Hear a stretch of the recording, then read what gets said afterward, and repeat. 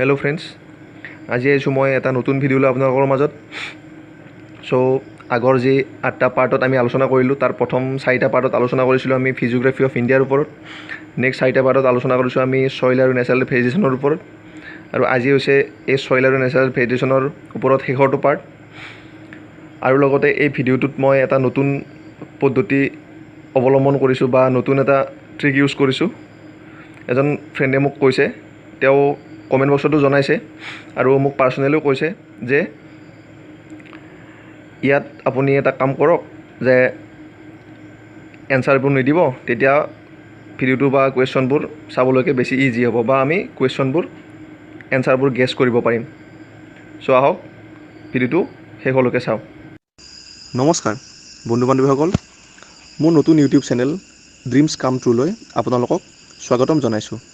যদিহে আপোনালোকৰ এই ভিডিঅ'টো চাই ভাল লাগে তেনেহ'লে লাইক কৰিব, আৰু যদিহে আপোনালোকে মোৰ ভিডিঅ' প্ৰথমবাৰৰ বাবে চাই আছে তেনেহ'লে চেনেলটো ছাবস্ক্ৰাইব কৰিব, আৰু মোৰ আগন্তুক ভিডিঅ' প্ৰথমতে পাবৰ বাবে বেল আইকনটো প্ৰেছ কৰিব নাপাহৰিব। তেন্তে আহক আমি ভিডিঅ'টো আৰম্ভ কৰোঁ। চ' ফ্ৰেণ্ডছ, আহিছোঁ আজিৰ প্ৰথম কুৱেশ্যনলৈকে। ইয়াত দিছে among the following places which one receives comparatively lowest average monsoon rainfall from June to September. So' ইয়াত সুধিছে যে তলত দিয়া ঠাইবোৰৰ ভিতৰত জুনৰ পৰা ছেপ্টেম্বৰ মাহত কোনটো ঠাইত সকলোতকৈ কম বৰষুণ হয়। চ' ইয়াত অপশ্যন দিছে 4টা। প্ৰথমটো দিছে ইষ্টাৰ্ণ উত্তৰ প্ৰদেশ, ছেকেণ্ডটো দিছে চাউথাৰ্ণ ৱেষ্ট বেংগল, থাৰ্ড দিছে পাঞ্জাৱ, আৰু ফ'ৰ্থ দিছে ৱেষ্টাৰ্ণ উত্তৰ প্ৰদেশ। চ' এই 4খনৰ ভিতৰত সকলোতকৈ কম বৰষুণ হোৱা ঠাইখন হৈছে ৱেষ্টাৰ্ণ উত্তৰ প্ৰদেশ। চ' আহিছোঁ এতিয়া নেক্সট কুৱেশ্যনলৈকে। ইয়াত দিছে among the following states in which one is the percentage of forest area to the total geographical area the highest. So' ইয়াত কৈছে যে যিটো ফৰেষ্ট এৰিয়া আছে সেইটো টোটেল জিঅ'গ্ৰাফিকেল এৰিয়াতকৈ বেছি ঠাইখনৰ নাম সুধিছে। ইয়াত অপশ্যন দিছে 4টা: অৰুণাচল প্ৰদেশ, হিমাচল প্ৰদেশ, ছিকিম আৰু উত্তৰাখণ্ড। চ' ইয়াৰ এনচাৰ হ'ব অৰুণাচল প্ৰদেশ। এতিয়া আহিছোঁ আমি নেক্সট কুৱেশ্যনলৈকে। Among the following regions of India which one receive comparatively least amount of annual rainfall. So' ইয়াত সুধিছে যে তলত দিয়া 4টা ঠাইৰ ভিতৰত কোনটো ঠাইত বছৰত যিটো গড় বৰষুণ হয় সেইটো বহুত কম পৰিমাণে দেখা পোৱা যায়। চ' ইয়াত অপশ্যন দিছে 4টা। প্ৰথমটো দিছে an 80 kilometre wide coastal belt from Nellore to point Calimere, second দিছে the middle and lower Assam valley, তাৰপিছত দিছে নৰ্থ ইষ্টাৰ্ণ ৰাজস্থান, আৰু ফ'ৰ্থ দিছে the coastal plains of Gujarat south of Narmada. So' আমি জানো যে ৰাজস্থানত থৰ মৰুভূমি আছে, সেইটো সকলোৱে জানে। চ' আচলতে ৰাজস্থানতে ভাৰতৰ ভিতৰত ৰাজস্থানতে সকলোতকৈ এনুৱেল যিটো এভাৰেজ বৰষুণ আছে বা গড় বৰষুণ যিটো হয় বছৰত সেইটো সকলোতকৈ কম দেখা পোৱা যায়। চ' ইয়াৰ এনচাৰ হ'ব নৰ্থ ইষ্টাৰ্ণ ৰাজস্থান। আহিছোঁ এতিয়া নেক্সট কুৱেশ্যনলৈকে। 84 নম্বৰ। ইয়াত দিছে at which one of the following places is the monkey called lion tail macaque naturally found. So' ইয়াত 4খন ঠাইৰ নাম দিছে। প্ৰথম হৈছে শিৱলিংছ, ছেকেণ্ড দিছে পাচামাৰী, থাৰ্ড দিছে নালামালাই হিলছ, আৰু ফ'ৰ্থ দিছে নীলগিৰিছ। চ' এই বান্দৰ প্ৰজাতিটো আমি নীলগিৰি হিলছত দেখা পাওঁ। চ' ইয়াৰ এনচাৰ হ'ব ডি নীলগিৰিছ। চ' এতিয়া আহিছোঁ নেক্সট কুৱেশ্যনলৈকে। Which one of the following statements are is correct. So' তলত দিয়া ষ্টেটমেণ্ট দুটাৰ ভিতৰত কোনটো শুদ্ধ সেইটো সুধিছে। চ' প্ৰথমতে আছে the শিৱালিংছ have tropical moist ডেচিডুৱাছ flora. চ' শিৱালিং যিটো ঠাই আছে তাত আমি যিটো ট্ৰপিকেল মইষ্ট ডেচিডুৱাছ ফৰেষ্ট আছে সেইটো আমি দেখা পাওঁ, সেইটো শুদ্ধ। ছেকেণ্ড দিছে the Bundelkhand plateau has thorn and scrub forest type of vegetation. So' যিটো বুন্দেলখাণ্ড প্লেটু আছে তাত আমি থৰ্ণ আৰু স্ক্ৰাব টাইপ যিটো ফৰেষ্ট হয় সেইটো ফৰেষ্ট আমি দেখা পাওঁ, এইটো শুদ্ধ। চ' ইয়াৰ এনচাৰ হ'ব চি বোথ 1 and 2। আহিছোঁ এতিয়া নেক্সট কুৱেশ্যনলৈকে। In May' June each year the monsoon wind approaches the southern tip of India form.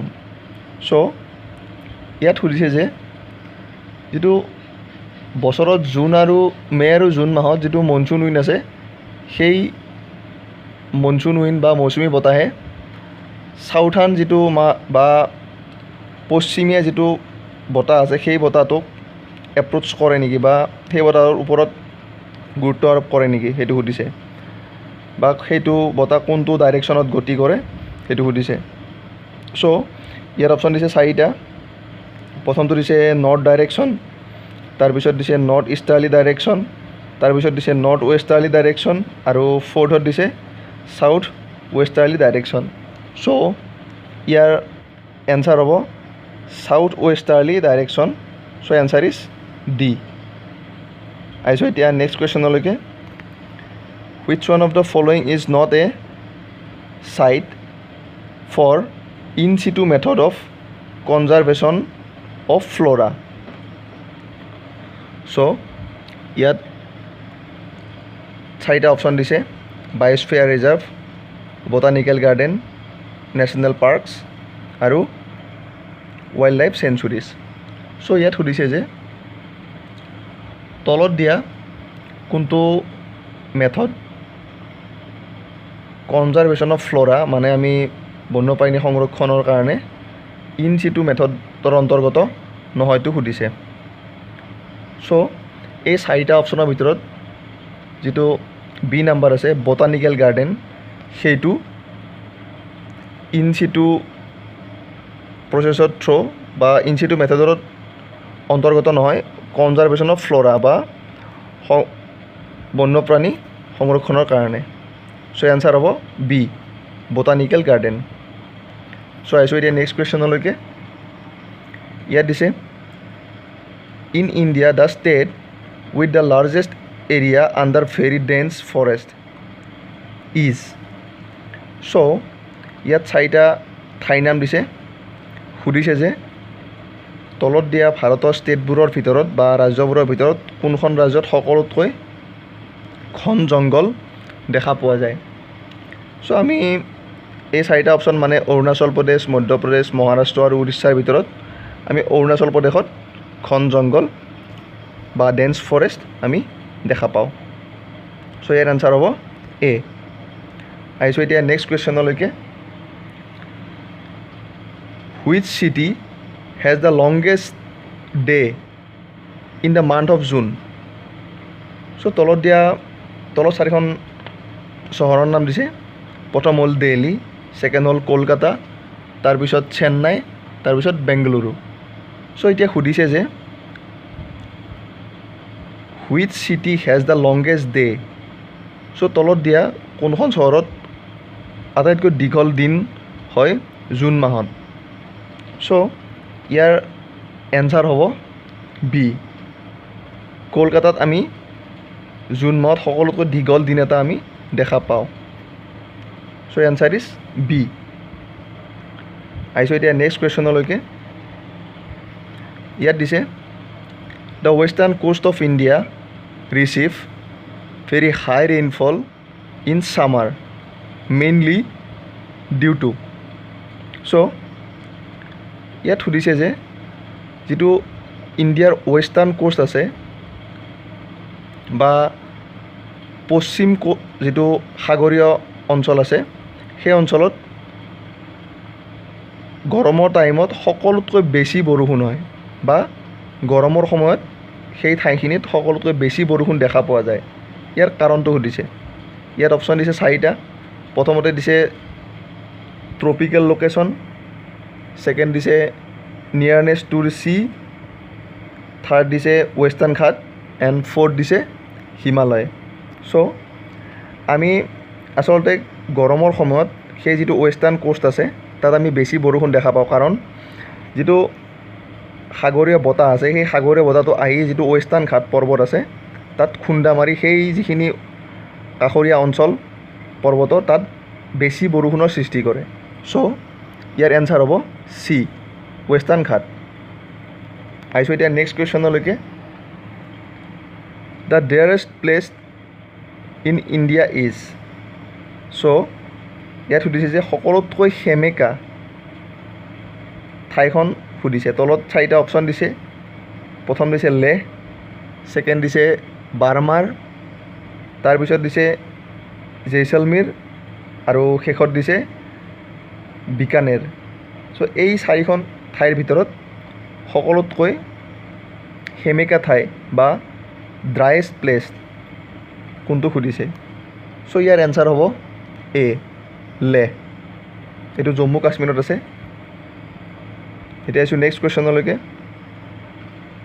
The rains along the western coast of India are so' western কোষ্টত যিটো বৰষুণ হয় সেই বৰষুণৰ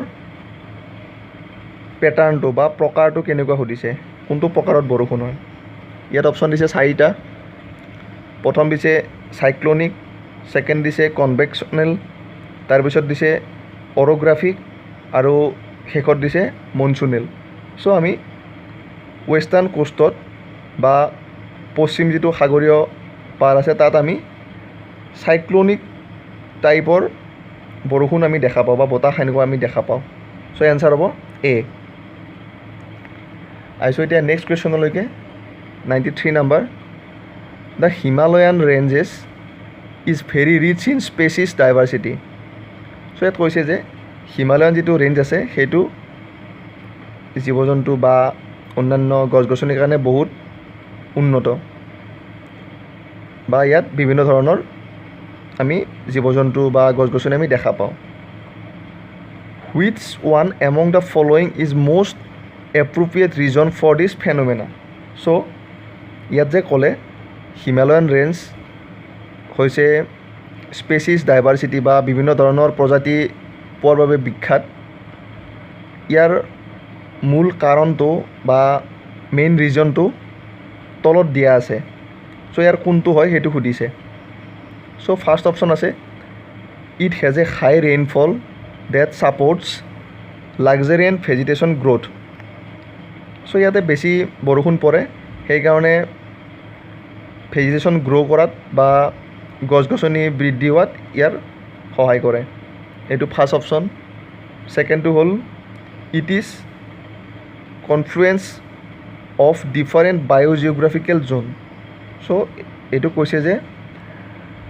আমাৰ পৃথিৱীত বহুকেইটা বায়'জিঅ'গ্ৰাফিকেল জ'ন আছে চ' সেই জোনবোৰ হিমালয় যিটো ৰেঞ্জ আছে তাত যোনবোৰ সিঁচৰিত হৈ আছে বা মানে এটাৰ ওপৰত এটা লগ লাগি আছে সেইকাৰণে নেকি সুধিছে যে এই জোনবোৰ লগ লাগি থকাৰ কাৰণে হিমালয় পৰ্বতত বেছি আমি স্পেচিছ দেখা পাওঁ নেকি বা বেছি জীৱ জন্তু বা বেছি গছ গছনি আমি দেখা পাওঁ নেকি সুধিছে নেক্সট দিছে exotic and invasive species have not been introduce in this region so' কিছুমান এনেকুৱা স্পেচিছ আছে যিবোৰ এতিয়ালৈকে ইন্ট্ৰডিউচ কৰা হোৱা নাই বা আমি এতিয়াও গম নাপাওঁ সেইটো কাৰণে নেকি সুধিছে আৰু শেষত দিছে it has less human interference so' কৈছে যে ইয়াত মানুহ বহুত কমকৈ যায় সেইকাৰণে গছ গছনি বা জীৱ জন্তু বহুত পৰিমাণে দেখা পোৱা যায় সেইটো হয় নেকি সুধিছে চ' ইয়াৰ এনচাৰটো হ'ব বি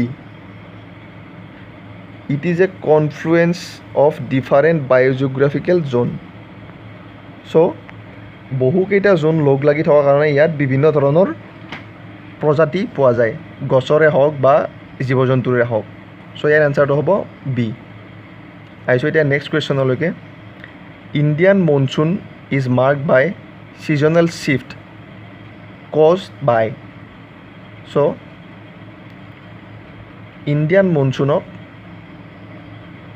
ছিজনেল শ্বিফ্ট বুলি কোৱা হৈছে বা মাৰ্ক কৰা হৈছে ইয়াত অপশ্যন দিছে 4টা আৰু কি কাৰণে সুধিছে কিহৰ ফলত ইণ্ডিয়ান মনচুনক ছিজনেল শ্বিফ্ট বুলি কোৱা হয় ইয়াত তলত 4টা অপশ্যন দিছে এ দিছে differential heating of land and sea second দিছে cold winds of central Asia C দিছে great uniformity of temperature and D দিছে none of the above so' ইয়াৰ এনচাৰটো হ'ব differential heating of land and sea so' আহিছোঁ এতিয়া next কুৱেশ্যনলৈকে which one of the following states has the largest forest area to its total land area so ইয়াত কৈছে যে তলত দিয়া 4খন ষ্টেটৰ ভিতৰত কোনখন ষ্টেটত ইয়াৰ টোটেল এৰিয়াত কৈ এৰাউণ্ড বা সমপৰ্যায় ভাগত ফৰেষ্ট এৰিয়া পোৱা যায় চ' ইয়াত কৈছে যে অপশ্যন দিছে প্ৰথম দিছে মিজোৰাম ছেকেণ্ড দিছে অৰুণাচল প্ৰদেশ থাৰ্ড দিছে ছিকিম আৰু ফ'ৰ্থ দিছে জম্মু এণ্ড কাশ্মীৰ চ' আমি এনেকুৱা কুৱেশ্যন এটা আগতেও আমি ছল্ভ কৰিছোঁ ইয়াৰ এনচাৰ হ'ব অৰুণাচল প্ৰদেশ চ' অৰুণাচল প্ৰদেশত সকলোতকৈ বেছি আমি ফৰেষ্ট এৰিয়া বা ফৰেষ্ট কভাৰ এৰিয়া আমি দেখা পাওঁ চ' আহিছোঁ নেক্সট কুৱেশ্যনলৈকে which one among the following types of forest exhibits highest biodiversity so biodiversity হটস্পটৰ বাবে বা বায়োডাইভাৰ্চিটি এটা ভাল বায়োডাইভাৰ্চিটি এৰিয়াৰ বাবে তলত দিয়া কোনটো ফৰেষ্ট বেছি গুৰুত্বপূৰ্ণ বা দেখা পোৱা যায় ইয়াত অপশ্যন দিছে 4টা প্ৰথমতে দিছে ড্ৰাই ডেচিডুৱাছ ফৰেষ্ট ছেকেণ্ড দিছে ট্ৰপিকেল ৰেইন ফৰেষ্ট থাৰ্ড দিছে মইষ্ট ডেচিডুৱাছ ফৰেষ্ট আৰু ফ'ৰ্থ দিছে মেনগ্ৰ'ভ ফৰেষ্ট চ' ইয়াৰ এনচাৰ হ'ব ট্ৰপিকেল ৰেইন ফৰেষ্ট সাধাৰণতে এই ট্ৰপিকেল ৰেইন ফৰেষ্টটো